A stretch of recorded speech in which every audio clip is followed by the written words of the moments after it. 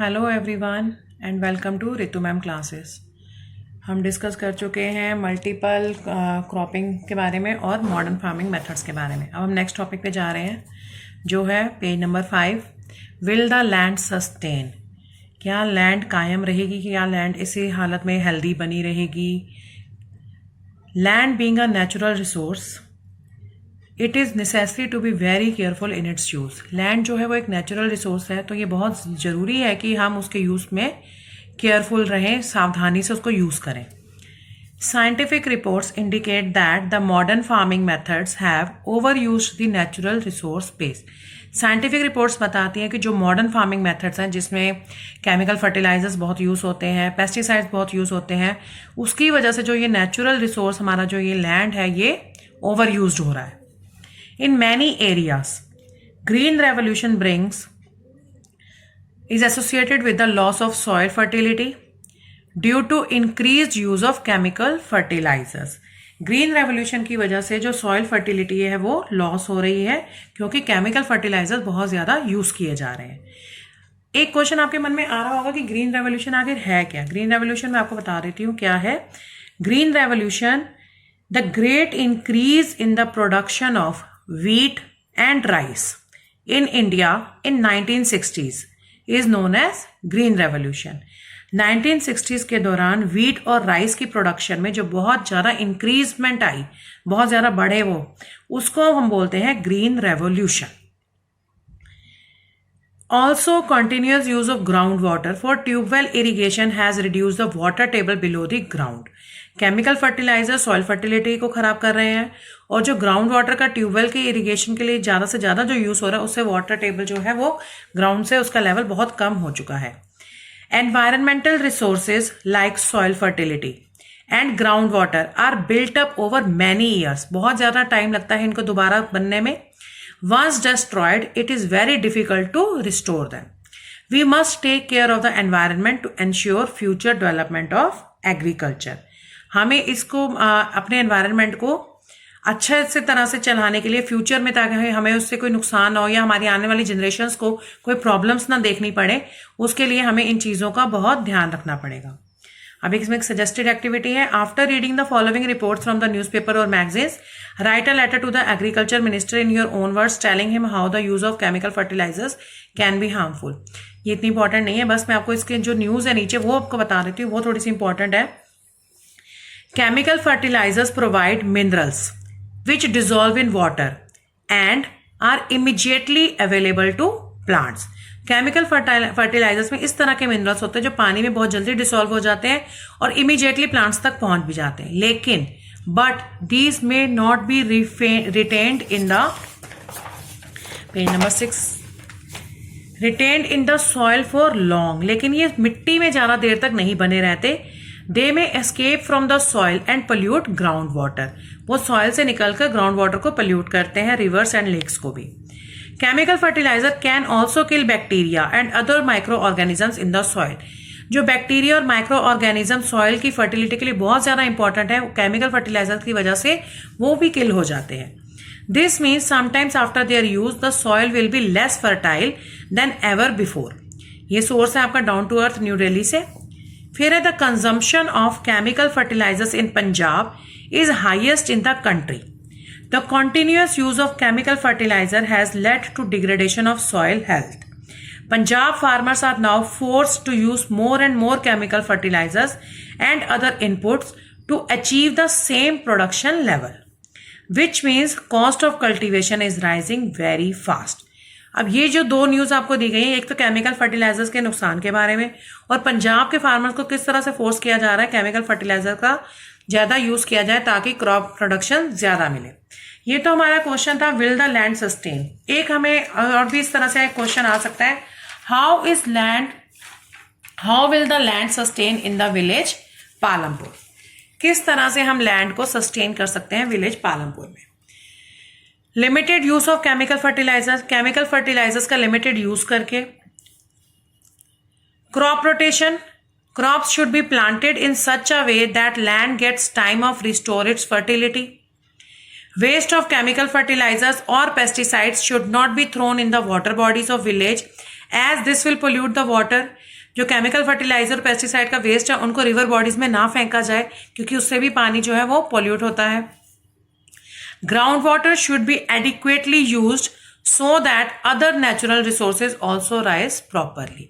Ground water का भी properly use किया जाए ताकि बाकी नेचुरल रिसोर्सेज भी आराम से पनप सके। ये आपका आंसर हो सकता है, how will the land sustain in the village Palampur. अब नेक्स्ट टॉपिक पे चलते हैं हम। How is land distributed between the farmers of Palampur. किस तरह से जो लैंड है वो पालमपुर के फार्मर्स में बटी हुई है। इन Palampur you must have realized how important land is for farming. Unfortunately, not all the people engaged in agriculture have sufficient land for cultivation.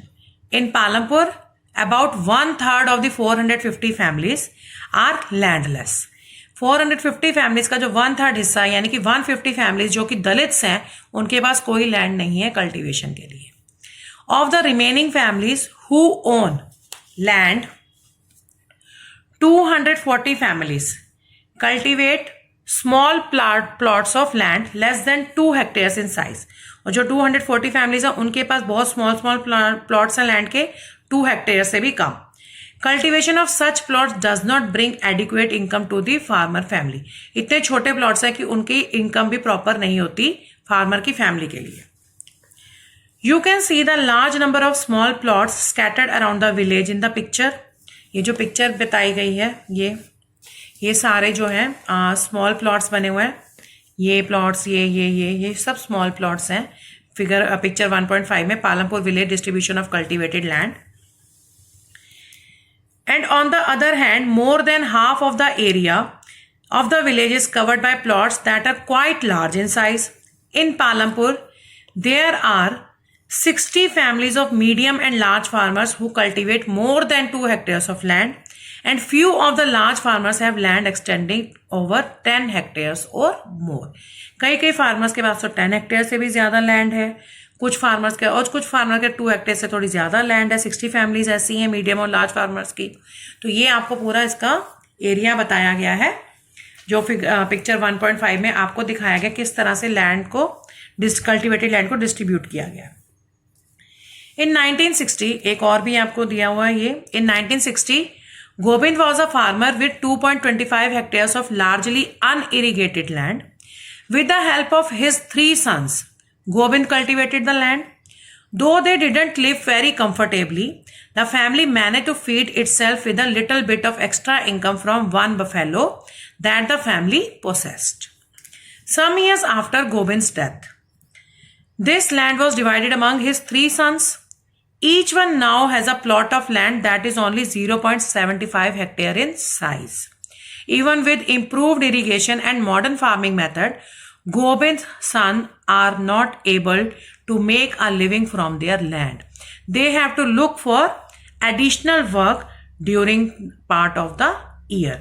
तो एक रीजन ये भी है, मतलब लैंड जो है वो आगे जाके बढ़ जाती है और उसकी वजह से भी लैंड से जो कल्टीवेशन है वो कम आ पाती है, क्योंकि छोटे छोटे फील्ड्स हो जाते हैं और उसकी वजह से भी क्रॉप्स जो है वो कम प्रोड्यूस हो पाती हैं। A few of the large farmers have ये लैंड एक्सटेंडिंग ओवर 10 हेक्टेयर्स और मोर। इसके बाद हमारा टॉपिक आता है, इसमें लेट्स डिस्कस पे हम चलते हैं पेज नंबर 7 पे। जो इसमें हमें लेट्स डिस्कस दी गई है, थोड़ा बहुत हम इसके बारे में अब डिस्कशन कर लेते हैं। एक तो हमें दी हुई है picture 1.6, work on the fields wheat crop, ploughing by bullocks, sowing, spraying of insecticides, cultivation by traditional method, cultivation by modern method, cutting of crops. ठीक है। इन द पिक्चर 1.5, पहले पिक्चर 1.5 पे चलते हैं। Can you shade the land cultivated by small farmers. क्या आपको ऐसी कोई लैंड दिख रही है जिसको मतलब स्मॉल फार्मर्स कल्टीवेट कर रहे हैं? हाँ, ऐसे कुछ पोर्शंस हैं, मैं आपको इस पिक्चर में शो करती हूँ। ये देखिए, ये है एक पोर्शन, ये बीच में है ऐसा छोटा सा पोर्शन, ये वाला पोर्शन और ये वाला पोर्शन, ये आप देख रहे हैं। ये जो एरियाज ऐसे अलग अलग से बने हुए हैं, ये जो है land cultivated by the small farmers. ठीक है, देखो कितने छोटे छोटे टुकड़े लैंड्स के जो छोटे छोटे फार्मर्स ने कल्टीवेट करे हुए हैं, और ये बड़े बड़े पीसीज हैं, मोर देन 10 हेक्टेयर जिनको आप कह सकते हैं। ठीक है, why do so many families of farmer cultivate such small plots of land? क्यों फैमिलीज जो फार्मर्स की हैं वो इस तरह के छोटे प्लॉट्स लैंड के कल्टीवेट करती हैं? So answer is land in Palampur is fixed and 75% of the people who are working depend on farming for their livelihoods. Besides this, the other reason of such small land holding is the existing law of inheritance. Inheritance जो अभी आपको ये गोविंद वाला example दिया, जिसकी land जो थी पहले वो इकट्ठे सारे काम कर रहे थे एक ही लैंड पे, लेकिन बाद में वो 3 बेटों में बट गई, in which the agricultural land is divided equally among the male children of the deceased farmer. जो फार्मर मर जाता है उसके जो मेल चिल्ड्रन है, मतलब कि जितने भी बेटे हैं उनके बीच में वो लैंड का टुकड़ा बांट दिया जाता है। Ultimately make the cultivated land smaller in size generation after generation. अब लैंड का ये पीस है, ठीक है, एक किसान के पास है, उसके 3 बेटे हैं, 3 पार्ट्स में ये बट गया। अब आगे इनके भी 3-3 बेटे हो जाते हैं, तो ये और आगे बढ़ते चले जाएंगे। तो इसका मतलब कितने स्मॉल होते चले जाएंगे, आगे उनके बच्चों में भी ये फिर ऐसे ऐसे बढ़ते चले जाएंगे। तो कल्टीवेटेड लैंड जो है वो साइज में छोटी होती चली जाती है, स्मॉलर होती चली जाती है। The distribution of farmers in India and the amount of land they cultivate is given in the following graph 1.1। ठीक है, डिस्कस इन द क्लासरूम। ये ग्राफ मैं आपको एक्सप्लेन कर देती हूँ। Distribution of cultivated area and farmers, इसमें ये कल्टीवेटेड एरिया है और 55.40% एंड 44.60%। नंबर ऑफ फार्मर्स जो हैं ये 85% है, यानी कि 85% फार्मर्स का ये एरिया है और 15% फार्मर्स का ये एरिया है। ठीक है, अब इसका क्वेश्चन इन्होंने डाला है, would you agree that the distribution of cultivated land is unequal in Palampur? Do you find a similar situation of India? ये लेट्स डिस्कस में ये नेक्स्ट क्वेश्चन। मैं पहले आपको ग्राफ का समझा देती हूँ। Yes, we agree that the distribution of cultivated land is unequal in Palampur because out of the 450 families, 150 families are landless. 240 families cultivate small plots of land less than 2 hectares. 60 medium large farmers cultivate more than 2 hectares of land. A few of them have land extending over 10 hectares or more, which shows that medium and large farmers have more land though they are numerically smaller, which clearly shows the inequality in the distribution of cultivated land. जिनका number small है उनके पास land area ज्यादा है। Graph में आप देख सकते हैं जिनका नंबर हमारे पास स्मॉल है उनका कल्टीवेटेड एरिया ज्यादा है। ठीक है, तो ये इसमें आपको इसका आंसर मिल जाएगा। अब नेक्स्ट है, according to the graph 1.1 a similar situation exist for India also. जो आपसे वो लेट्स डिस्कस का क्वेश्चन था वही डिस्कस कर रहे हैं। Which means that 85% of the small farmers cultivate only 44.60% of the cultivated area. Graph पे देखते हैं, 85% of the small farmers cultivate only 44.60% of the cultivated area, and whereas 15% of the big farmers cultivate 55.40% of the cultivated area, which again shows that there is inequality in the distribution of cultivated area in the case of India also as was in the Palampur. तो India और पालमपुर का same हाल है, जैसे जैसे पालमपुर की situation बताई गई है वैसे ही इंडिया की भी सिचुएशन है। सो आज की क्लास में अभी इतना ही। नेक्स्ट में हम डिस्कस करेंगे who will provide the labour. Land के बारे में अब हम पढ़ चुके हैं, अब हम नेक्स्ट क्लास में लेबर के बारे में पढ़ेंगे। Thank you.